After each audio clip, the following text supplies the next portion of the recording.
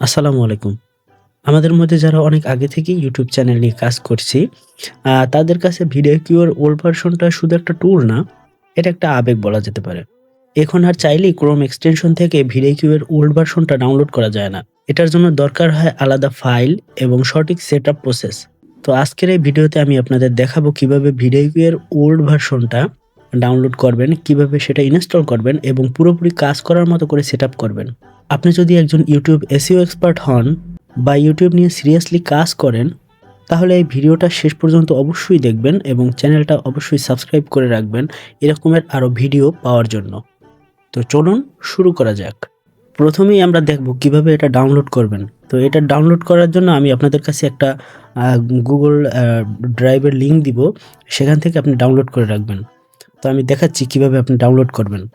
তো এই সেই লিঙ্ক, এটা এখানে আসার পরে আপনি এই যে 3 ডটে ক্লিক করবেন। ক্লিক করার পরে ডাউনলোডে ক্লিক করবেন। ডাউনলোডে ক্লিক করার পরেই সাথে, সাথে দেখবেন যে এটা ডাউনলোড হয়ে যাচ্ছে। এই যে দেখেন, বেশি বড় না, মাত্র 5.9 এমবির। এরপরে এই ফাইলটাকে এক্সট্রাক্ট করবেন। তো ফাইলটাকে কিভাবে এক্সট্রাক্ট করবেন ওইটাই দেখাই। তো এটা থাকবে একটা জিপ ফাইল আকারে, ঠিক আছে? তো জিপ ফাইলটা আনজিপ করার জন্য আপনারা যদি উইন্ডোজ ব্যবহার করেন, তো উইনরার নামে একটা সফটওয়্যার আছে, ওটা গুগলে সার্চ করলেই পেয়ে যাবেন সিম্পলি, ঠিক আছে? তো ওইটা ইনস্টল করবেন। ওটা ইনস্টল করার পরে তারপরে এইখানে এইখানে ক্লিক করবেন, রাইট বাটন ক্লিক করার পরে এখানে দেখবেন এক্সট্রাক্ট লেখা আছে। উইন্ডোজ ব্যবহারকারীদের জন্য আমি বলতেছি, এক্সট্রাক্ট হেয়ার বা এক্সট্রাক্ট ফাইল, এই টাইপের কিছু একটা লেখা থাকবে এই জায়গায়, ঠিক আছে? তো আমার এটা দরকার হয় না, আমি তো এই জন্য আমি এটা ওপেন করলেই আমার এটা এক্সট্রাক্ট হয়ে যায়। তো দেখেন,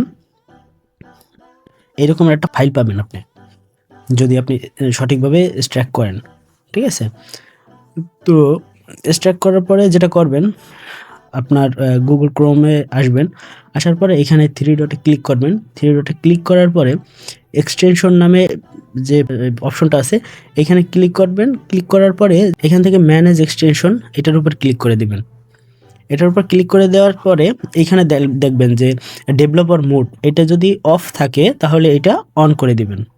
অন করে দেওয়ার পরে দেখেন এখানে লেখা আছে লোড আনপ্যাকড, এখানে ক্লিক করে দিবেন।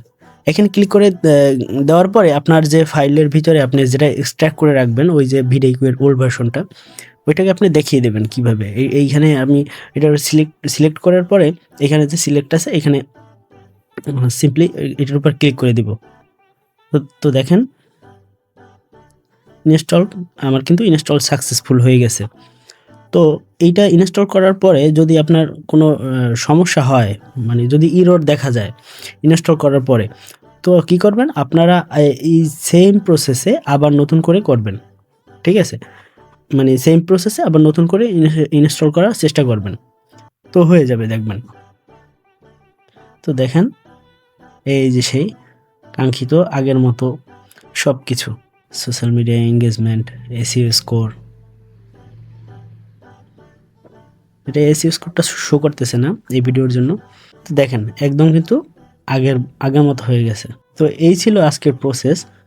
তো যদি ভিডিওটা ভালো লাগে অবশ্যই ভিডিওতে একটা লাইক দিয়ে দিবেন এবং চ্যানেলটা অবশ্যই সাবস্ক্রাইব করে রাখবেন এরকমের আরও ভিডিও পাওয়ার জন্য।